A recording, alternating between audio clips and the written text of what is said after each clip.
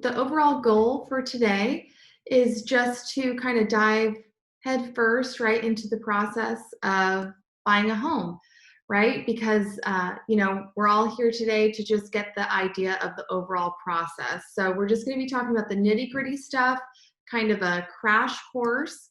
The whole goal is just to cover the process, but as far as your specific needs or your specific situation, because there are so many things that can vary, as you'll see, you're really going to have to set up an appointment to talk and have a consultation with either a realtor or with a lender to really help you be very specific about how we need to get you where you want to be.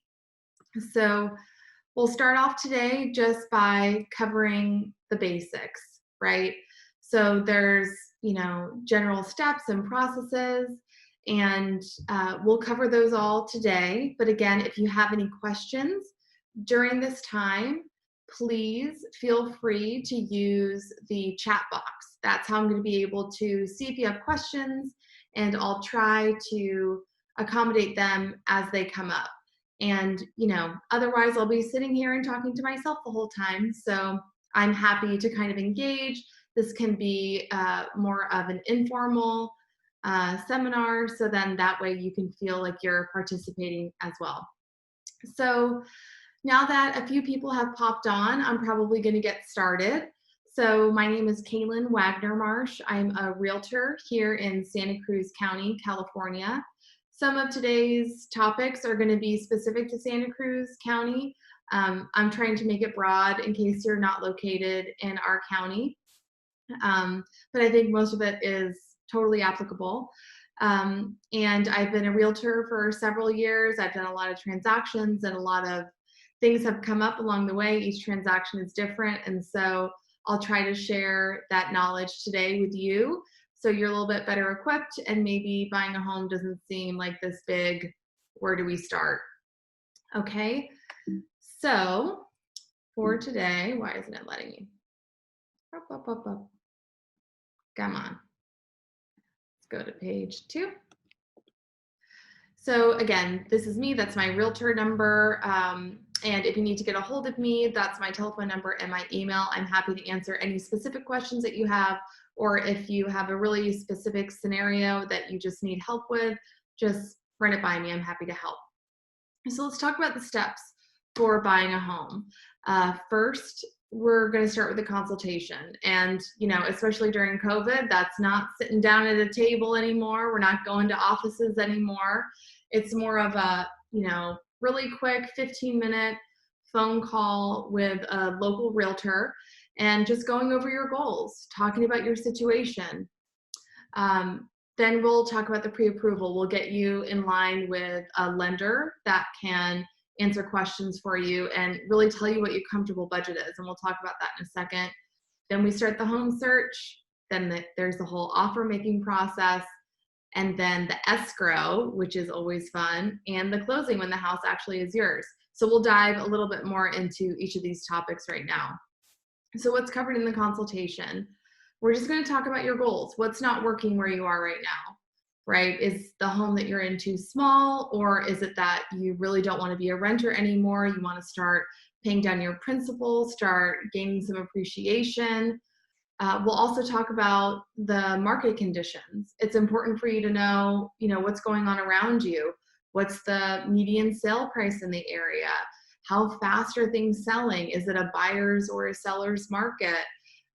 What are the tools that you need in order to be competitive in your market? Those are all things that are generally talked about in your initial consultation. And sometimes, I'll speak to clients where they just say, I'm just curious what it would be like and how I need to get where I need to be in order to buy a house, 5 years from now. And those are great conversations too. And that's what the consultation is all for. And then we'll also cover the process, right? Because so many people have questions about the process. Buying a house, is covered in TV, it's covered in movies, it's talked about from your parents and grandparents. And what's so funny is that the whole process changes decade over decade, and it's just completely different area by area, state by state. And so it's really just important to get a real feel for what the process looks like. The next is getting pre-approved. So this is a very important process, and this is not going to, some online source where it's an automated pre-approval process. The pre-approval process is a little painful. You gotta submit some documents. You've got to submit your W-2s, or if you're self-employed, there's supplemental information that the lender will need. It takes a little bit of paperwork. You got to talk about your assets, got to talk about your income. And, sometimes people just are a little weird about it. They don't want to jump right in and give all that information. But the final point of it is you're going to have to, right? You need to find what your comfortable budget is. And it's so important to speak to a lender right away, because there may be something that you didn't think of that comes up, certain types of payments that weren't calculated accurately, and it turns out you can't afford what you thought you did, and you're in a whole mess. You're emotionally invested into a property, you spent a lot of time on it, and then you're in a position where you can't move forward, and then that's just no fun. So once you do all that, once you submit, and again, this is just another consultation, it can take like 15 minutes. It doesn't have to be a long drawn out thing. The longest part of that is just submitting your information. And again, that's your tax returns, your W-2s, pay stubs, and then they'll generally ask you some questions about your assets, probably any assets that you have, and some other various questions. But that's probably the longest part of it. And the good part of that, and it depends varying market to market, but in my market in Santa Cruz County, it's a pretty competitive market. So any offers, you're going to have to include a pre-approval process. And the benefit of that is that you can feel confident. You can know, okay, I'm really excited about this property. I'm making an offer. I definitely don't want to have my heart broken. So it's good to come prepared. Absolutely. So we just talked about selecting a lender. That's really important. I have a lot of lenders that I work with that I can highly recommend. It's really important to work with a lender that discusses with you what your best options are. There's not one loan that fits every scenario. There are multiple products, and sometimes people don't know that. There's varying products. There's VA loans, there's first-time home buyer loans, and sometimes that doesn't work for every first-time home buyer. There's conventional loans, there's jumbo loans, there's varying interest rate loans, there's an abundance. So it's important to have a lender that will sit down with you, talk to you about what's available to you and the differences. So you want someone that you feel really comfortable with. And I always suggest talking to multiple ones, right? You want to make sure that you find the best fit for you, because it's a very important relationship. And then they'll discuss the options like we just talked about, what will best fit you. You're always the final decision maker. They'll talk about the different products that may work for you, but it's you in the end who makes the decision. Okay, so once you go through all that, you submit all your paperwork, you make your decision, what scenario is best for you, then it's time to find a house. So you start the home search. Lots of buyers find this the most fun part of it. And we'll talk a little bit about buying a house in COVID-19 a little bit later, because it's changed a little bit. But mostly you can absolutely see properties. Most of the time you have to submit a pre-approval beforehand, but every time you have to submit a disclosure talking about how you don't have COVID-19, haven't come in contact with someone who has COVID-19, etc., just to make sure that everyone's really safe. And it talks about social distancing, wearing masks, gloves, etc. So the home search, in the consultation, we'll talk about your different goals. And so we'll really hone down on those goals as well, because while something seems shiny and bright and wonderful, it may not be what you want. You got to think, am I going to be in this house for a few years, 5 years, 10 years, longer, shorter? Because that's really going to determine, what choices that you want to make, where you want to be, and the different sacrifices that you're willing to make or not willing to make. So I live in Santa Cruz County. That's where I serve, as Santa Cruz County again. And it's a really broad spectrum. We have mountainous properties, we have city properties, We've got everything in between. We're right on the coast as well. We've got beach properties. And with all of them, there are different things to consider and different food for thought. And so I don't have all of them listed here. I'm not going to go into every single one, but I thought it was important just to touch on, you know, some of the common questions that I get when working with buyers, first-time home buyers, that just have a lot of the similar questions. So I just wanted to touch on some of these. So all the time, people are curious about fixers. So I'm a person that has purchased fixers in my life, and that's probably all I'll do for the rest of it. But it's important to consider a number of things. There is a wide spectrum of what is considered a fixer. And I just want to say one more time, if you have any questions, to pop on into, why don't you go ahead and pop on into the Q&A section. I can't readily see the chat, but if you use the Q&A, it pops up and I can see as we're going. So things to consider with fixers. The biggest thing is if financing is even available, right? Because, you know, buyers are like, oh, this house is, you know, it's super cheap compared to everything else. And, you know, of course I want to buy this property. One of the first questions that comes up is if financing is available. There are a few different, there's a couple different products for fixer properties, and it's important to speak to your lender about the ramifications of them, the plus side of them, and if it would work for you. But if there is structural integrity wrong with it, if there's no source of heat, if there's a health and safety concern, all of those things are something to consider. So let me pull this back up again. There we go. So, so would financing be available? And then the next question is, okay, well, what's needed to fix it up? And then it's important to consider what your life will look like during that time. And that's not just a financing question. It's not just, okay, let's get some bids. Let's find out how much this is going to cost. This is more of, what does my life look like? So are you in a position to be able to continue renting your house and fixing up this property? Or would it be a situation where you would be living in it? Then the other question is, you know, do you have kids? Do you have pets? You know, are you working from home during this pandemic? And what would that look like, right?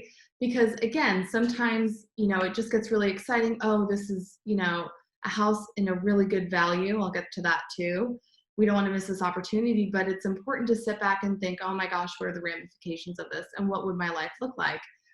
And lots of times with fixers, you just see the surface, right? You just walk in and you're able to see, okay, I kind of have a sense of what's wrong with this, but you don't really understand what you're getting into until you start ripping out the walls.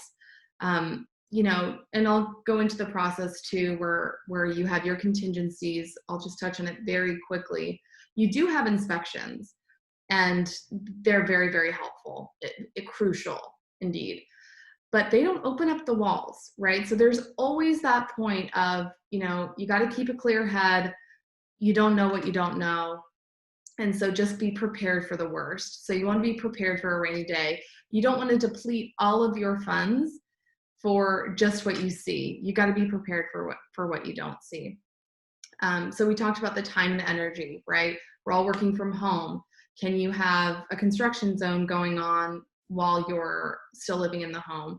We talked about financing being possible or not. There are a lot of roadblocks for fixer-uppers in terms of lending. And then when you consider all of this, you know, if it's on the market for a certain price and you're putting in a large amount to fix the home up to make it livable or comfortable, right? Because there's a spectrum of different types of fixers. Did you in fact overpay? So it's important to kind of keep an eye on the numbers and make sure what you're doing is in fact for your benefit. So then some homes are in HOAs, you've got condos and townhomes. So some things to consider when you're purchasing a home, first of all, is financing, right? So you're going to get pre-approved, but you got to consider that HOA fee, right? If you're looking in a a subdivision that has an HOA or a condo or a townhome. And sometimes that's a hefty price tag, and that can affect your pre-approval, right? Because the purchase price may be something, but there's still that additional cost that would affect your pre-approval. And also with living in an HOA, you have to consider sometimes you have shared walls depending on where you're going to be living. How do you like that? Something I always like to mention is just keep in mind you're sharing walls with someone. If your neighbor changes, that situation changes. You can't really control that. Also, if there's a leak next door that's going to come into your leak, whether or not it's your financial problem, it would be an inconvenience. So those are just some things I like to point out. And there are definitely upsides.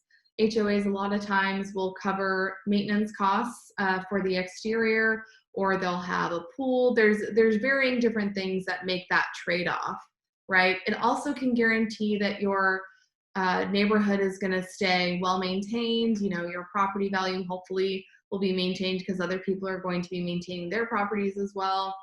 So there are definitely pros and cons. If you're a person that likes to do things as you like to do them and don't like anyone telling you what to do, an HOA is probably not for you. You're going to have to run by the HOA most of the time when you want to do certain types of improvements.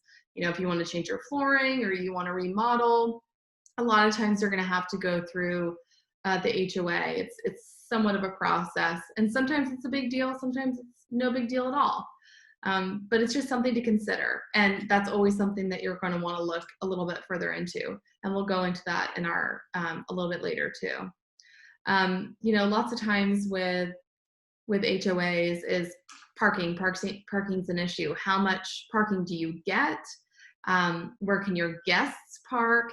Can you have an oversized vehicle? Do you have an RV, or do you have some other type of vehicle that is larger than most? And just really asking yourself how you live with restrictions and people telling you how to live. So mountain properties, let's talk a little bit about some unique aspects of mountain properties. So, I lived in the mountains for about a decade, and I gotta say, it was wonderful. Sometimes people scare off about living in the mountains due to several things, but you know what? There's trade-offs with everything. And you get a lot of peace, you get a lot of tranquility out in the mountains, but there are really important things to consider and to make sure that that type of lifestyle is in fact the lifestyle that you want. So septic tanks, it's different than a sewer, right? It's a whole different system. And if you're going to be buying a mountain property, that's the first inspection I'm going to recommend. And they're just really important, but they're nothing really to be afraid of, right? You pay a monthly service fee for sewers, but ultimately with a septic, you're going to pay that after 5 to 7 years when you have the septic pumped. Typically, if you don't put meat in your garbage, or excuse me, if you don't put oil in your garbage disposal, if you don't put anything you shouldn't down the toilet, if you keep these general things in mind, your septic's going to be fine. You're going to want to make sure that there's no trees really close to where your leach field. It's a system, so you've got the septic tank and then you've got the leach field, because you don't want roots growing in it, right? And there's workarounds for that if you can't, be away from the trees. So those are just things to consider. You'll be sometimes living on propane rather than natural gas, a little bit more expensive. It's a service. You're going to have the tank filled up. It's brought in by a truck. But, again, this is just something that's a little bit different, and it becomes, the norm for you. You're going to want to keep in mind the hillside, right? And there are different inspections that you can get to with, in terms of hillsides. You're just going to want to keep in mind, where the water is going. During the crazy storms a few years, we noticed where the water was going. I don't know if, you folks are specifically from Santa Cruz County, but a lot of our infrastructure was affected by those crazy storms. I think it was in 2017. A lot of our roads were washed out. So that's something you'll want to consider too. When you're buying a mountainous property, that's well out of town, you're going to want to consider, what are my exit points? Is there one road in and one road out? What's our strategy if there is a problem, right? Because some folks had to deal with that when the roads washed out. And these are all worst case scenarios, but as your job as a diligent home buyer, you're going to want to consider them. Overall maintenance and upkeep, right? So you're going to want to make sure that you're not putting your home in a fire danger. You're going to want to keep the brush away from your home. You're going to want to clean your roof. There's probably going to be trees around.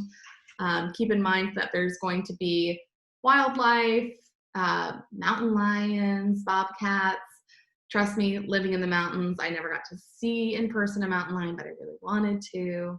And you'll want to keep in mind distance to town. This was big for me personally, and this is what I really like to tell clients, is if you're coming from the city, I deal with a lot of clients that are coming from San Jose, Mountain View, and city areas, and they're not used to the idea that there isn't necessarily walkability if you're moving out into the mountains. Sometimes there are, it's a different type of walkability, but if you're living far from town, if you forget the milk or the eggs at the grocery store, it's going to take you possibly 10, 15 minutes to get to the store and then another to get back. And so those are just things to consider. And again, it's, before you make these decisions, you're going to want to reflect on what your lifestyle is going to look like, and if that's the lifestyle that you want. So vacant land, something to consider with vacant land. So this is going to be specific to Santa Cruz County, because I've been told building in other counties is a little bit easier. So I'm just going to make this specific to Santa Cruz County. In Santa Cruz County, we've got the Coastal Commission, we've got protected habitats and species, we've got different topography, all ends of the spectrum. We've got in the city, we've got in the county. And so there are varying regulations that can really hinder sometimes the ability to build. And there are reasons for that. These regulations are in place to protect habitats, to protect the coastline, to protect environmental impact. So they definitely hold a purpose. But I really just like to caution clients that are considering purchasing raw land to build in the county that the first thing that you're going to want to do is talk to a land use consultant who their profession is to specifically understand the lot, communicate with the county or the city to navigate what is possible with that particular parcel. So we'll talk a little bit about why. A lot of clients ask me about the varying prices with land, and there's a reason for it. So you really got to consider the level of development with the different pieces of land that are available. They can vary. You have to consider water source, right? So if it's in a city, does it have access? Does it already have a water line? If it's in the mountains, is the well already dug, or is there a shared well that they have an opportunity for? This infrastructure is really key to the pricing of lots. If you'll excuse me. It's a lot talking by yourself. So again, if you guys have any questions, please just put them in the Q&A section. I'm happy to address them.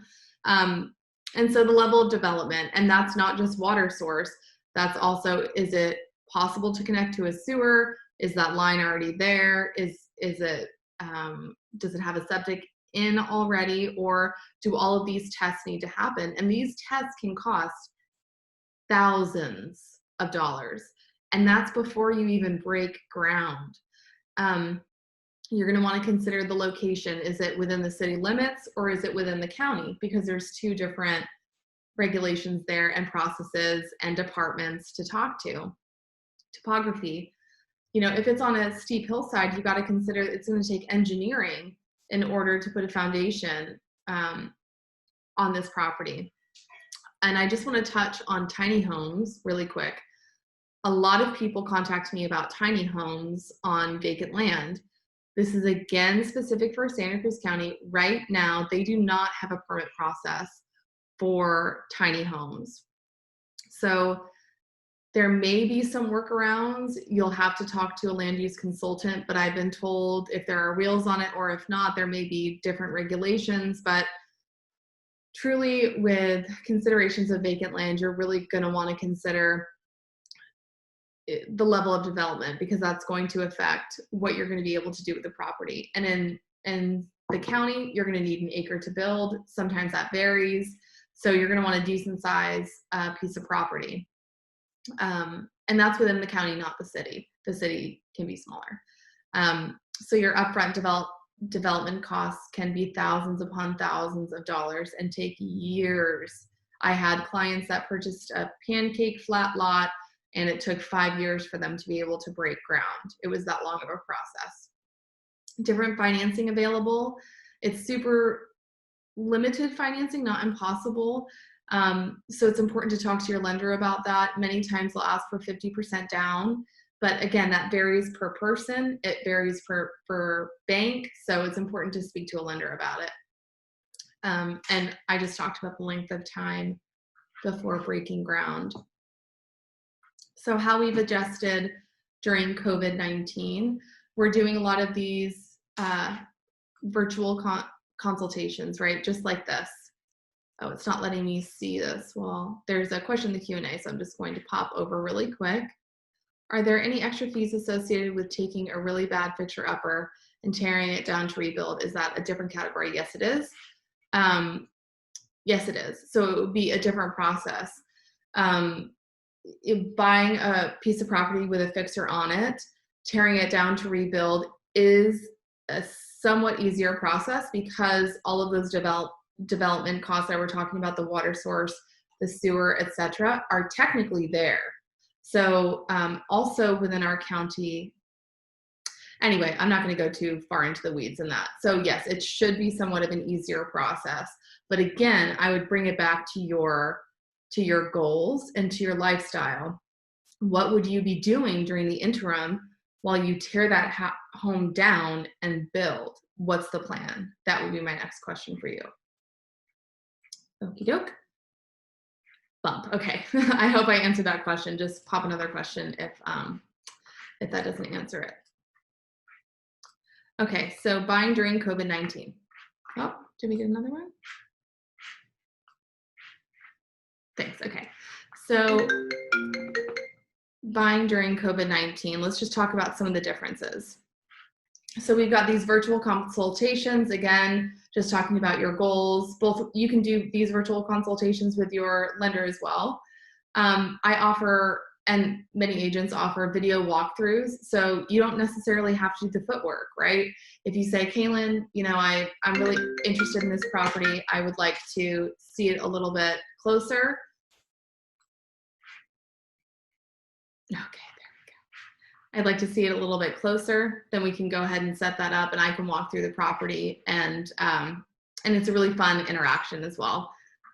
Or you can do it in person. So what does that look like? Obviously, social distancing, masks are worn, gloves are worn. I can provide the masks and the gloves. Your realtor can provide those. And the realtor is going to be the one opening up any type of doors or cabinets. So it's a really safe experience. And again, everyone makes a declaration before they enter the home that they do not have COVID-19 and haven't been in contact with them within 14 days. So what's great about that, it's kind of tedious. You have to do it with every single property that you enter. But the good thing about that is that everyone is making those declarations. So you can feel really confident that you're safe. So we just talked about those protocols and disclosures and declarations, gloves and masks provided, and the surfaces are sanitized before and after each showing.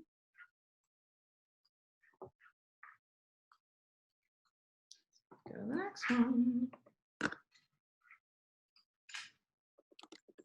Okay, so we go and we see a bunch of properties, and then it's the offer time. Many buyers have lots of questions about this.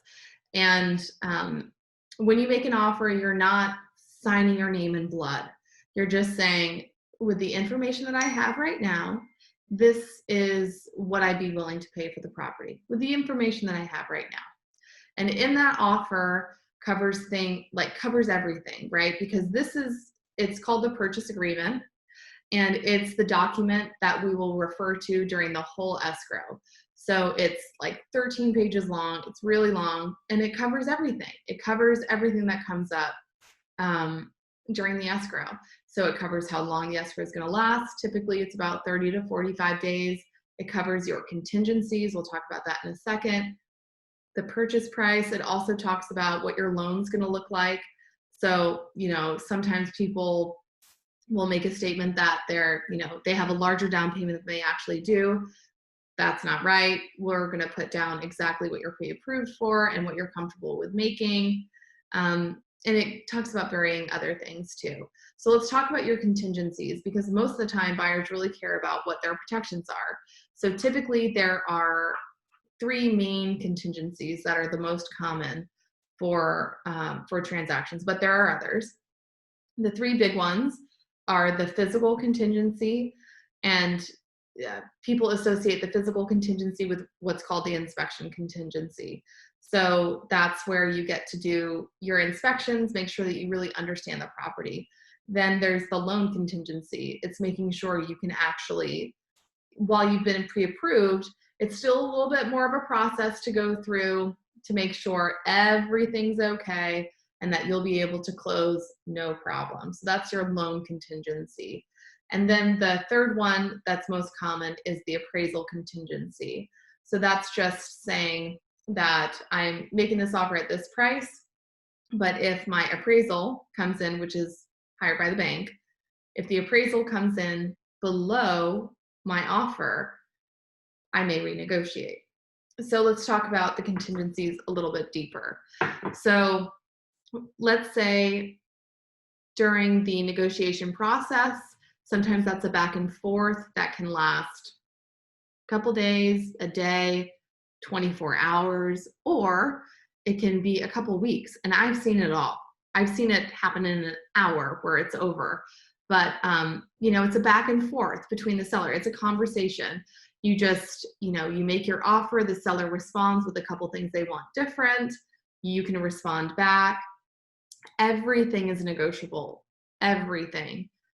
Literally everything is negotiable. So it can be somewhat of an art, and it's all a conversation. So let's say you go through the negotiation process and then you're in contract. Everybody signs, everyone's happy. So that's day 0 of the contract. And let's just assume it's a 30-day contract. So at that point, the clock starts ticking. And so there are varying timelines associated. Now with those contingencies and with the timeline of the escrow, it all runs concurrently. It's not one after the other. It's all at the same time. So it can go kind of quick, and you've got a lot going on.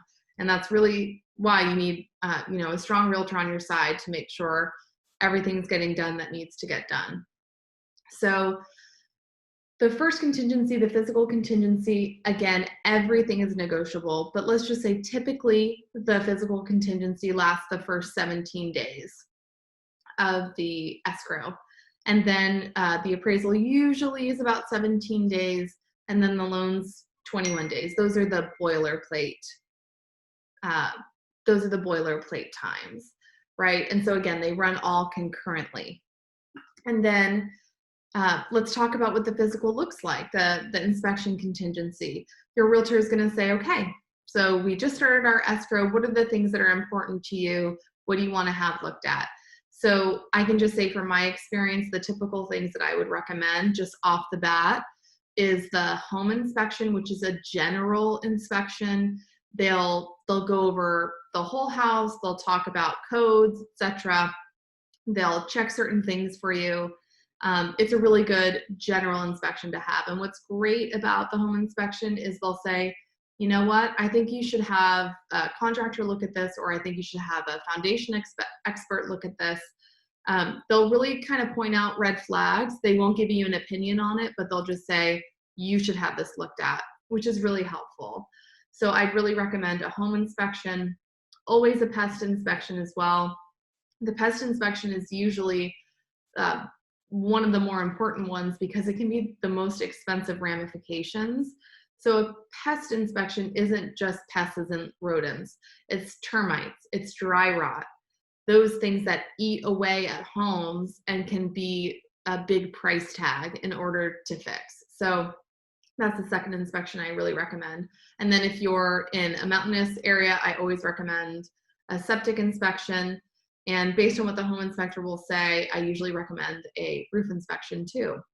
But there are other things, right? Like you're going to want to go down to the county and see what records they have on file, right? Because that can always be a really telling and fun experience. And so this also talks about the other contingencies. So that's the physical contingency. Now, before we move on to the next one, let's say during your contingency period, during this physical contingency period, you discover, oh my gosh, this house needs a new roof. What are our options? So with the contingencies, your options are this. You can renegotiate. It's a question. You say, okay, I change my mind due to this information. I either want a reduction in price or a credit back, or, you know, I want your dining room set, whatever it may be. And, or you can cancel. You can say, never mind, I changed my mind. Or you can proceed as planned, right? If there are several backup offers in place and you don't want to lose the house over, you know, a leaking faucet, then you can decide to proceed as planned. And again, the seller is going to be under no obligation to adhere to any of your requests, but it's a conversation. And something to consider too is anything that you discover that's a material fact, meaning it would affect the value of the house, they have to disclose to any buyers after you as well. So that's the physical contingency and what it looks like if you discover something that maybe changes your mind about the property. The appraisal contingency is the same. If you have an appraisal and it comes in less, you have the same options. You can renegotiate, you can cancel, or you can move forward as planned. And that's also, you know, that comes up in really competitive situations when there's, you know, several backup offers and you just don't want to lose the house. It's an option for you. It's your own personal choice. And then the loan contingency as well. If something happens, varying reasons, you can renegotiate, cancel, or move forward as planned. So those are the contingencies. Once you remove those contingencies, though, you know, the opportunity to renegotiate is kind of out the door at that point. You're moving forward to a close. You plan to proceed as planned, unless, you know, some act of God prevents something happens to the house that, you know, no one foresaw. So once you release those contingencies, you're going to want to make sure you feel 100% confident in the property and etc. So let me just check the Q&A really quick. We're good. Okay, so let's talk about earnest money deposits. So, so the earnest money deposit is your skin in the game. It's you, when you make the offer, you say, okay, I'm going to make this offer and I'm going to put in this deposit as my show of good faith. And that earnest money deposit is put in a third party. It's put in the escrow company. So it's not held by the seller. It's not held by any of the agents. It's held by a third party. And so during the escrow, that deposit is held at that company. And during your contingency period, if you decide to pull out of the contract, per your contract, if you pull out before your contingency period, you'd receive your earnest money deposit back. But if you pulled out after your contingencies have been released, your earnest money deposit could be in jeopardy. So that's why it's really important to make sure you feel 100% confident as you're moving forward. Typically, in my area, at least in Santa Cruz County, typically it's a 3% earnest money deposit. Something that buyers often ask is that in addition to my my deposit for my down payment for my loan, it gets contributed to that. So it's not in addition to. We just talked about negotiations too. So in multiple offer situations, it can be kind of high intense. You know, you're competing against other buyers rather than having just a conversation with a seller. But you know, it's really important to have a strong agent on your side that can communicate with the listing agent, make sure to get you as much information as possible so you can make informed decisions. You know, sometimes with those high intensity situations, you get that I want to win mentality, but a good agent will always sit you back and say, okay, let's focus on your goals. Are we going a little bit above where your wanted budget is. You know, let's consider what the ramifications of that are. Is this house really going to bring you that benefit that makes up for that? And so that's why it's important to have an advocate on your side. Let's talk about the next one. So the escrow. We just talked about the timelines. We talked about inspections, renegotiations. And during this time, you're really going to want to make sure, again, these contingencies run concurrently. So there's a lot going on. And your realtor is going to be scheduling these inspections. They should be attending these inspections as well to be able to tell you what's going on. You know, you're welcome to attend the inspections. I always tell my clients, you know, the last hour of the inspection is really the most important, because that's when the inspector is actually going to tell you, have that conversation with you about what they found. And that's the best opportunity to get the most information, in my opinion, rather than just the report, because the report's important. But actually being able to speak to the inspector and say, hey, what were some of the red flags that you found can be really beneficial. And so since all these contingencies are running concurrently, it's important to make sure that you're on top of getting the lender all the information that they need. And it's going to seem like a lot. It's going to seem, you know, really tedious. You're going to think, I sent this information 5 times already, but you're just going to have to do it. We talked about this, so I'm not going to worry about that. Okay, so now let's go to 14. We're moving right along, guys. So let's talk about the close. So you've gone through the whole escrow, you've done your inspections, you've renegotiated if you needed to, and now you're at the close. So what does that look like? You're going to sign a whole bunch of documents. So about 3 days prior to the close, sometimes 5 days before the close, you're going to go into, not anymore because of COVID, so you'll be remote. A notary will come to your house.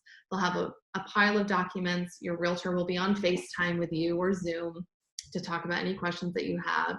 And that's when you sign both the title documents and the loan documents. And while they're both important, they're both totally different. One is, you know, recording the property in your name, and one is recording the mortgage information.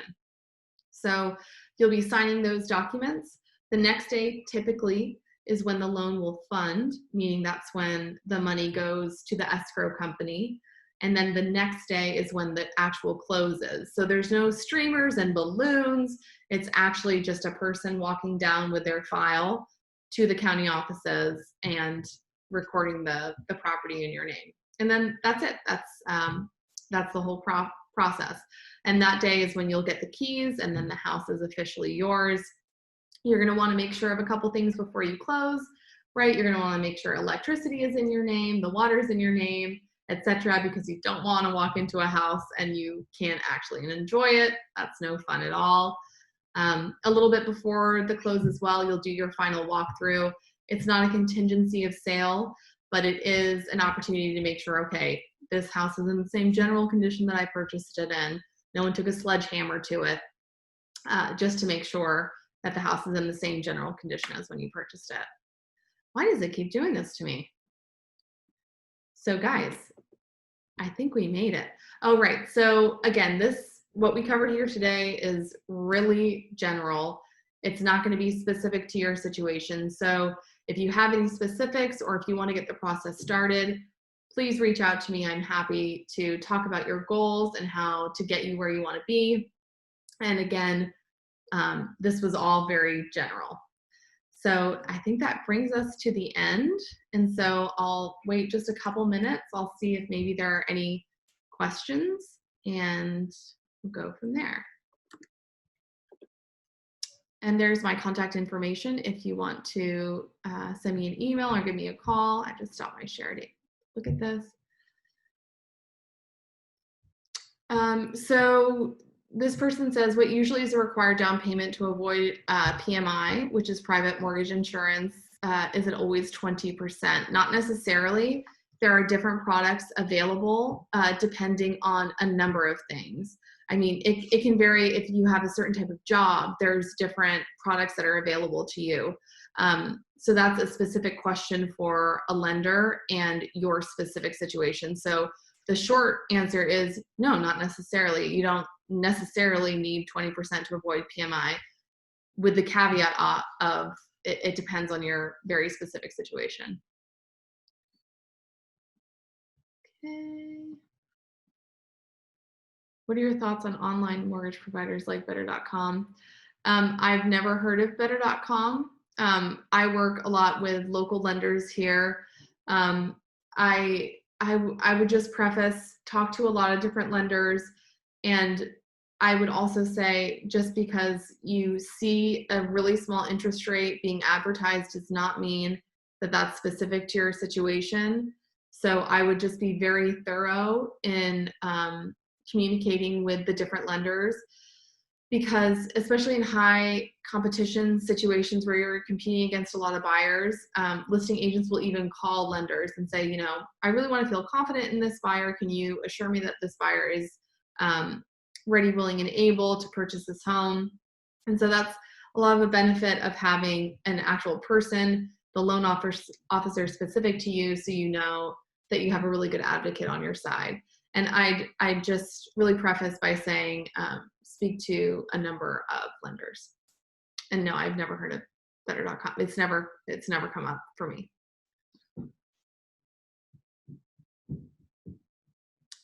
So our first step should be to consult a lender, also a realtor, to talk about the market so it can set up your right expectations. You can absolutely talk to the people that you bank with, but it doesn't have to be. That's the most important thing that a consumer really needs to know. You are not obligated to work with anyone. Do what's best for you, right? See what your bank can offer you. And then you can, if you're here locally, email me. I'll send you some great lender referrals as well. And do what's best for your family. All of them are going to offer you either something similar or something different. You never know. What lender do I work with closely? I work with a few, and if you shoot me an email, I'm happy to send them over to you. What is the fee for a consultation? Nothing. Do not let anybody charge you any fee for a consultation, especially if purchasing a home is further down the line. Yeah, that's our job. That's our job. No fee for a lender or a realtor. They should not be charging you any fees. What is the downside of purchasing a mobile home? That's difficult to answer because, again, with every property, there are pros and cons. There are pros and cons. I'd say with mobile homes, appreciation is a little bit different, right? They don't appreciate the way that traditional homes do. But consider, the purchase price of a mobile home. This is what I like to tell my clients. Consider your lifestyle, right? So if you're considering a mobile home, you can get in for a great price, right? You're going to want to consider your space rent, because sometimes people don't consider that, and they can be pretty hefty if you're in a specific area. And then consider your lifestyle, right? Like you could be in a great neighborhood, great walkability, and you're in a mobile home. So something else to consider too is the age of them. Sometimes lending can be a little bit difficult on mobile homes. So it's important to speak to lenders specifically for mobile homes, especially if they're older mobile homes. It can be kind of hard. So I hope that answers that question.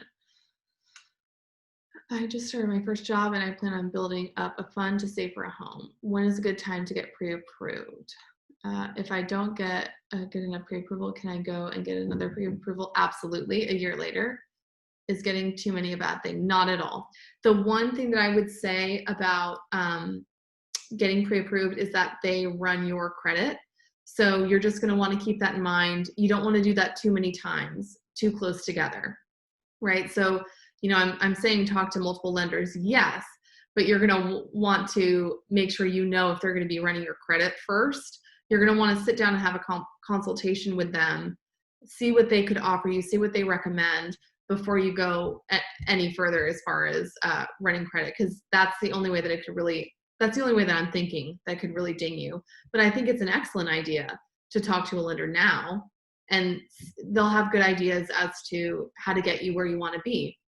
And yes, absolutely go in a year later, especially because circumstances will change. Okay, let's see. Okay. think I've covered the ones that I see. I'll wait just a little bit longer, see if anything else comes up. There we go. Okay, we did it. Great job. So if you guys have any other questions, or if you want to start your home search here in Santa Cruz County, or if you're looking for recommendations elsewhere, there's my contact information. And I am so happy that you guys joined. I hope you have a great rest of your day.